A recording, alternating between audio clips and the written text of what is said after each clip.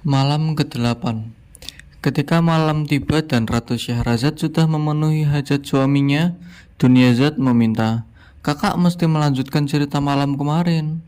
"Dengan senang hati, adikku," kata Ratu Syahrazad sambil melirik Raja Syahryar yang mengangguk mengiyakan. Kemudian Ratu Syahrazad melanjutkan ceritanya. "Baginda junjungan hamba serta Dunyazad adikku tercinta," kata Ratu Syahrazad hendak melanjutkan ceritanya. "Pada malam sebelumnya kita sampai pada kisah seorang raja yang mengira bahwa lelaki hitam kekasih permaisurinya telah tewas karena sabetan pedangnya. Ternyata ia tidak tewas. Beginilah lanjutan ceritanya." Lanjutan kisah manusia setengah batau. Ternyata hamba hanya melukai daging di bagian lehernya. Lelaki hitam itu mendengus puas dan mencampakkan istri hamba. Hamba beranjak mundur secepat kilat, menyimpan pedang dan lari keluar sebelum istri hamba menyadari apa yang terjadi. Hamba segera pulang menuju istana dan tidur seperti tidak terjadi apa-apa. Ketika istri hamba datang, hamba pura-pura baru terbangun dari tidur hamba. Hamba memandangnya dengan keheranan yang dibuat-buat, menyaksikan rambutnya yang telah terpotong dan pakaiannya yang serba hitam. "Baginda, janganlah Baginda mencela hamba atas apa yang hamba lakukan, sebab hamba baru saja menerima kabar bahwa ibu hamba telah wafat, ayah hamba terbunuh dalam jihad, dan kedua kakak hamba telah kehilangan nyawanya karena perang dan digigit ular. Banyak alasan yang membuat hamba berkabung dan meratap," ucap istri hamba. "Aku tak akan mencela perbuatanmu. Silahkan engkau berkabung seperti yang engkau kehendaki," kata hamba. Kemudian istri hamba berkabung selama setahun penuh, meratap dan menangis. "Hamba ingin Baginda membangunkan sebuah makam di dalam istana ini untuk hamba gunakan sebagai tempat berkabung dan menyebutnya sebagai rumah berkabung," pinta istri hamba. "Baiklah, aku akan membuatkannya untukmu." Lalu istri hamba memerintahkan tukang untuk membangun sebuah makam berkubah dan nisannya. Ternyata istri hamba memindahkan lelaki hitam yang terluka oleh pedang hamba itu ke sana dan menempatkannya di atas nisan. Rupanya ia belum mati, tetapi karena luka di lehernya itu, ia tak bisa berbicara atau melakukan apapun dengan istri hamba. Istri hamba mengunjungi kekasihnya itu setiap hari, membawakan makanan dan minuman. Demikianlah terus-menerus hingga setahun. Sementara hamba tetap sabar membiarkannya melakukan tipu muslihat itu. Suatu hari, aku menyelinap ke bangunan makam itu, dan hamba mendengar istri hamba meratap sambil bersyair. "Wujudku telah lenyap dari semesta sejak terpisah jauh darimu, sebab hatiku tak akan mencintai siapapun selain dirimu.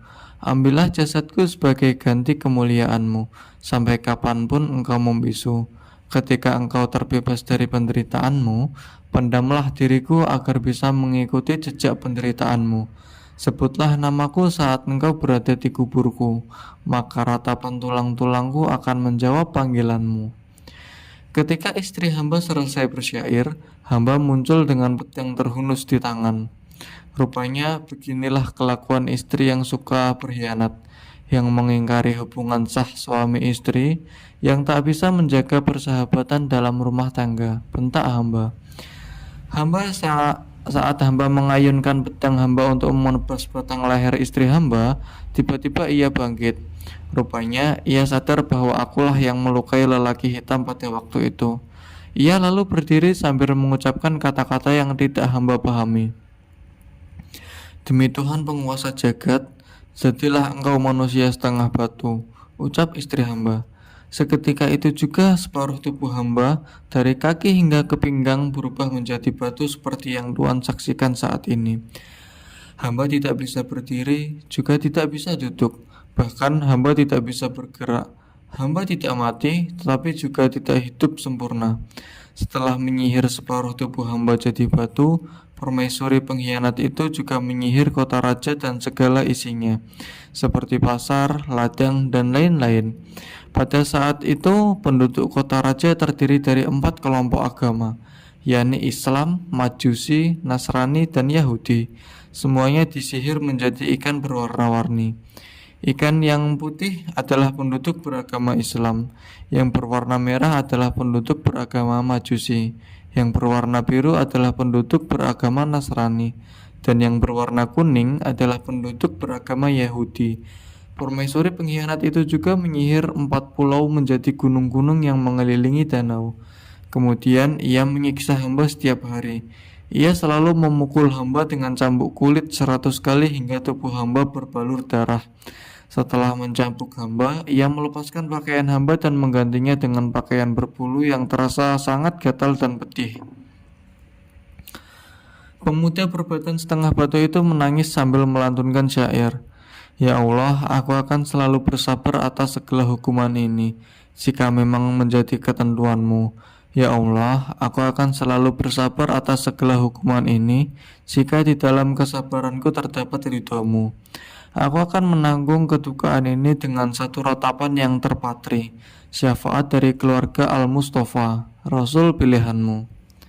Anak muda, cerita yang kau alami membuat perasaanku ikut menanggung beban cerita, ucap sang raja. Saat ini di manakah wanita itu berada?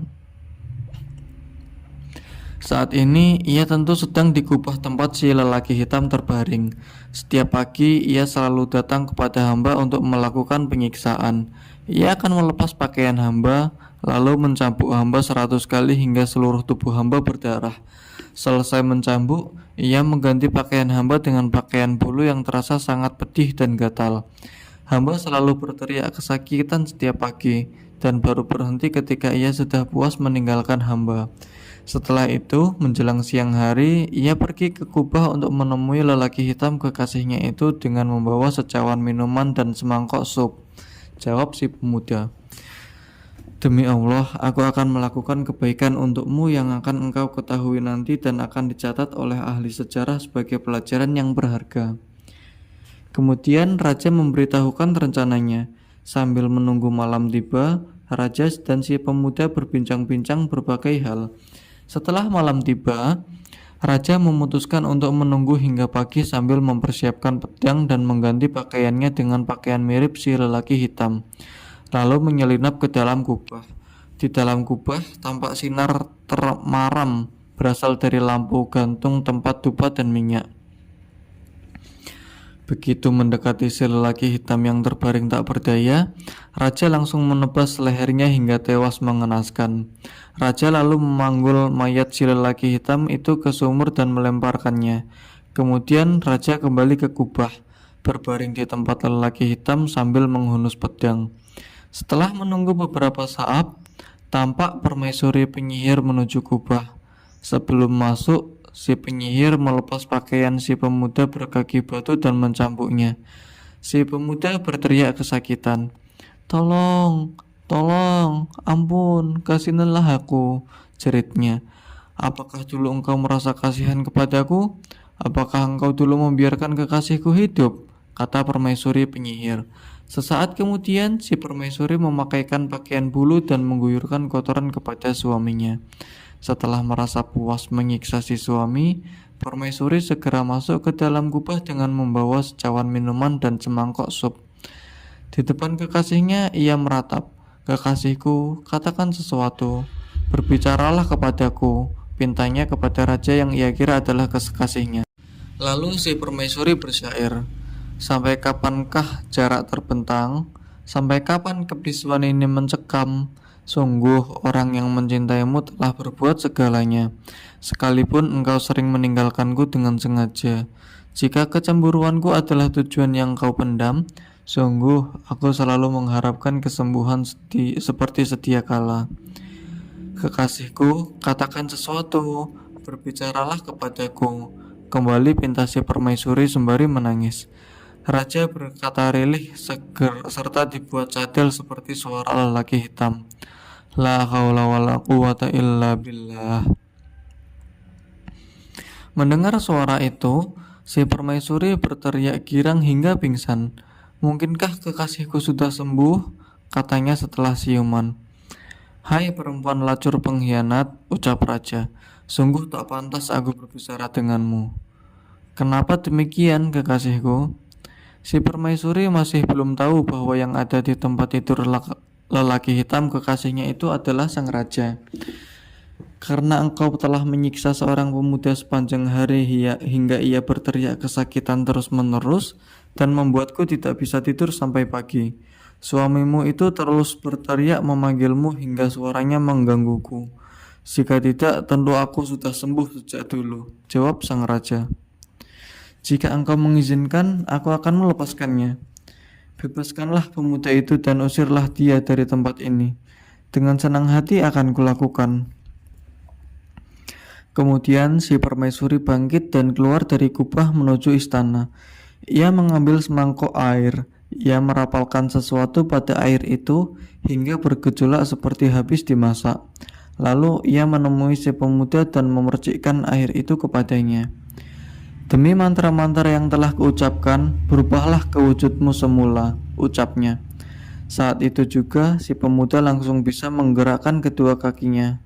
Asyhadu an la ilaha illallah wa asyhadu anna Muhammadar Rasulullah, ucap si pemuda dengan penuh rasa bahagia. Pergilah dari tempat ini dan jangan pernah kembali. Jika tidak, aku akan segera membunuhmu, perintah si permaisuri kepada suaminya dengan nada kasar. Si pemuda segera berlalu dari hadapan permaisurinya. Wanita itu kembali ke dalam kubah dan duduk bersimpuh. Tuanku, kekasihku, keluarlah. Aku ingin menyaksikan keadaanmu, pinta si permaisuri kepada sang raja yang ia kira kekasihnya. Sungguh, apa yang engkau lakukan telah membuatku terbebas dari rasa susah. Tetapi engkau belum dapat membebaskan sumber kesusahanku, ucap sang raja dengan suara yang sengaja dilirihkan. Apakah yang menjadi sumber kesusahanmu? Sumber kesusahanku adalah penduduk kota ini dan gunung-gunungnya. Ketahuilah, setiap malam ikan-ikan di danau itu selalu mengangkat kepalanya, mendoakan keburukan untukku dan untukmu. Itulah yang menyebabkan terhalangnya kesembuhanku. Maka bebaskanlah mereka. Jangan ragu-ragu melakukannya. Peganglah tanganku, maka engkau akan mendapati bahwa aku benar-benar mulai sembuh. Mendengar ucapan sang raja yang dikira kekasihnya itu, si permaisuri gembira. Kekasihku, junjunganku, demi Allah, aku tak akan ragu melakukannya, ucapnya. Kemudian si permaisuri bangkit dengan perasaan berbunga-bunga menuju danau dan mengambil sedikit airnya. Belum sempat meneruskan ceritanya, rupanya pagi sudah menampakkan diri. Ratu Syahrazad menghentikan ceritanya dengan janji akan melanjutkannya pada malam berikutnya. Dunyazad dan raja mengangguk setuju. Kemudian keadaan berjalan seperti biasa hingga malam tiba.